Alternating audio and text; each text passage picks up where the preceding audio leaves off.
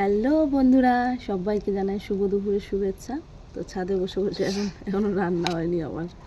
সকালে একটু লেট করে ওঠা হয়, তো মানে শরীরটা ভালো নেই। তার মধ্যে মাম্মাম সারা রাত ঘুমায় না, তো তার জন্য লেট হয়ে যায় না। এখন ওই যে কালকে একটু মাংস বলতে চিকেন, মাংসটা নেই, একটু আলু আছে, একটু ঝোল ছিল, এখন ওটা দিয়ে মুড়ি দিয়ে মেখে খাচ্ছি। এই নাও, মুড়ি খাওয়ার জন্যই করছি। বসো বসো, এখানে বসো। হ্যাঁ বসো। বলে দাও তুমি কি খাচ্ছ, বলে দাও তো। মামার একদম কিচ্ছু খেতে চাইছে না আমার মেয়েটা। যাও বা খেতে, তাও খায় না।